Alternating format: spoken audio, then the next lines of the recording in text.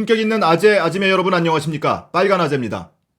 오늘 민주당 이철희 의원이 여러 차례 뉴스의 중심에 등장을 했습니다. 두 가지 이유 때문인데요. 첫 번째로는 법무부의 한동훈 반부패 강력부장을 언급을 했습니다. 국정감사 도중에서 있었던 일이고 법무부가 과거 정권 시절에 검사 블랙리스트를 만들어서 관리를 했다. 그리고 그 실무자로 참여를 했던 게 현재의 한동훈 반부패 강력부장이다라고 언급을 한 거고요. 이 한동훈 씨는 여러분 기억하시겠지만 유시민 노무현재단 이사장이 조국 장관 수사 초기에 윤석열 총장에게 조국 장관 가족이 범죄자라는 확신을 갖게끔 그렇게 보고를 했던 인물로 언급이 됐었죠. 그래서 실검 1위에까지 오르기도 했던 그런 인물입니다. 그리고 또 하나 이철희 의원이 오늘 뉴스의 중심에 등장한 두 번째 이유는 본인이 내년 총선에 불출마를 선언했습니다. 정치인 국회의원 하는 게 부끄러워서 못하겠다 이러면서 불출마 선언을 했기 때문에 오늘 뉴스의 중심에 또 등장을 했습니다. 자, 먼저 첫 번째 내용을 좀 살펴볼게요. 이철희 의원이 오늘 법무부 국정감사 도중에 법무부 예규를 언급을 했는데요. 집중관리 대상 검사 선정 및 관리 지침에 관해서 언급을 했습니다. 내용인즉슨 법무부 검찰국장이 집중관리 대상자를 선정하고 관리하고 또 인사에까지 반영을 하는 그런 예규가 시행이 됐었다는 건데요. 선정 대상자를 보면 예규에는 이렇게 되어 있습니다. 첫째, 평소 성행 등에 비춰 비위 발생 가능성이 농후한 자. 두 번째, 업무 관련 법령이나 지침, 지시 등을 위반하거나 소속 상관의 명령을 정당한 이유 없이 거부 또는 해태한 자. 세 번째, 근무 태도가 불성실하거나 동료 검사나 직원 또는 민원인과 자주 마찰을 일으켜 근무 분위기를 저해하는 자. 그리고 네 번째, 기타 이에 준하는 사유로 집중 관리가 필요하다고 인정되는 자. 이렇게 되어 있습니다. 이철희 의원은 이 내용을 지적하면서 말 그대로 검찰국장이 맘대로 지정하겠다는 것 아니냐, 사실상 블랙리스트를 작성한 것 아니냐 이렇게 지적을 한 겁니다. 그런데 이 규정이 만들어진 게 2012년 6월 29일입니다. 이명박 정권 말기였죠. 그해 12월에 대통령 선거가 있었고 박근혜 전 대통령이 당선이 됐던 대선이 있었습니다. 그러니까 대선 6개월 전에 이런 지침을 대통령에게 보고를 했고 그리고 대선 6개월 전에 이거를 시행에 들어갔으니까 정치적 의도가 있는 거다. 블랙리스트를 만든 거다. 이렇게 사실상 주장을 한 겁니다. 그런데 이 규정이 시행되기 시작한 시점이 굉장히 지금 미묘하죠. 2012년 6월이라고 말씀을 드렸습니다. 물론 대선 6개월 전이고 그걸로 인해서 사실상 검사 줄 세우기 한 것 아니냐 이런 의심 충분히 받을 만하고요. 또 하나 좀 미묘한 것이 당시 윤석열 검찰총장이 서울중앙지검 특수부 부장으로 있었습니다. 그리고 수원지검 여주지청장으로 자리를 옮겼다가 대선이 끝나고 나서 2013년에 국정원 여론조작 사건 특별수사를 맡게 되죠. 그 수사를 진행하고 나서 대구고검 그리고 대전고검으로 좌천을 다니던 시기가 한동안 있었습니다. 그러면 다시 말하면 당시에 이 법무부 검찰국장이 이 집중관리 대상 검사를 선정을 하고 관리를 했다 치면 그리고 인사에도 반영을 했다고 했잖아요. 그렇게 놓고 보면 당시 윤석열 검사도 이 명단에 있을 수 있다. 굉장히 아이러니하죠.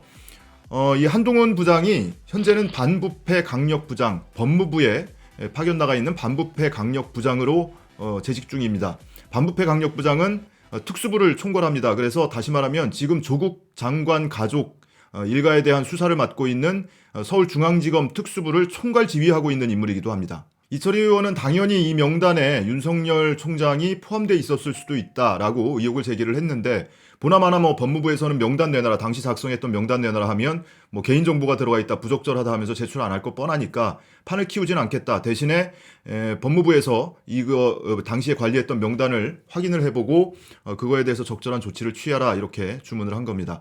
다행히 이 규정이 금년 2월 28일에 폐지가 됐다고 합니다. 그러니까 지금은 따로 관리하는 명단이 없기는 할 텐데 어쨌든 이 제도가 시행 중인 중에는 검찰국장이 사실상 인사권을 주무르고 블랙리스트를 관리해왔다는 그런 증빙이 되는 거죠. 이 규정에는 장관 차관에게 보고를 해야 한다는 조항은 어디에도 없었다고 합니다. 그러니까 다시 말하면 법무부가 검사들에게 장악돼 있다, 검찰들에게 장악돼 있다 이런 얘기가 헛소리가 아니라는 거죠. 그래서 법무부가 탈검찰화를 해야 된다라는 논리의 당위성에 또 힘이 보태지기도 합니다. 그리고 이철희 의원이 오늘 불출마 선언을 했는데요. 지금까지 민주당 현역 의원 중에 내년 총선에 불출마 선언을 한 사람은 두 번째입니다. 가장 먼저 이해찬 당 대표가 가장 먼저 일찌감치 불출마 선언을 했죠. 당을 위해 모든 걸 헌신하겠다 이러면서 욕심을 내려놓겠다 하면서 불출마 선언을 했고요. 이철희 의원이 두 번째 불출마 선언이 됐습니다. 이철희 의원은 지난번 대선 전에 문재인 대통령이 민주당 당대표 시절에 외부 인재 영입 1호로 영입이 됐던 인물입니다. JTBC의 썰전이라는 시사 토크 프로그램을 통해서 인지도를 굉장히 많이 쌓았었고요. 이미지도 굉장히 좋았죠. 그래서 문재인 당시 당대표가 외부 인재 1호로 영입을 했었고 비례대표 8번을 받아서 20대 국회의원이 됐습니다. 의정 활동도 워낙 잘했고 해서 서울에 지역구를 받아서 출마를 할 걸로 하마평에 오르기도 했었는데 본인이 이렇게 불출마 선언을 했습니다. 불출마 선언을 한 이유는 부끄러워서 더 이상 국회의원을 못하겠다는 겁니다. 그러니까 조국 장관 공방 과정도 그렇고 최근에 국정감사 과정에서도 매일같이 부끄러웠다고 합니다. 이 수감기관들 행정부를 대상으로 감사를 하고 있는데 이 감사를 받고 있는 수감기관 직원들이 국회의원을 어떻게 보겠냐. 그 이유가 이제 대표적인 게 증인 채택 문제에서 여야 간의 공방을 벌이는 문제라든지 이런 걸 지켜보면서 창피해서 못 살겠다. 법사위원도 못하겠고 국회의원도 못하겠다 이렇게 밝혔던 겁니다. 그러면서 국회의원으로서 정치할 생각은 없지만 정치가 바뀌어야 한다는 게 소신이니까 내가 도움이 될 일이 있다면 할 생각이다 이렇게 언론 인터뷰에서는 밝혔습니다. 이철희 의원의 불출마 선언문은 이철희 의원의 블로그를 들어가 보면 전문을 확인해 볼 수 있습니다.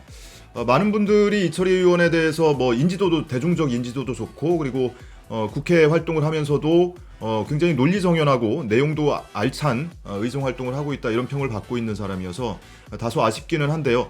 정치판을 완전히 떠나는 거는 아니라고 하니까 남은 임기 잘 마무리하고 또 더 훌륭한 역할을 할 수 있는 자리에 갈 수도 있지 않겠습니까?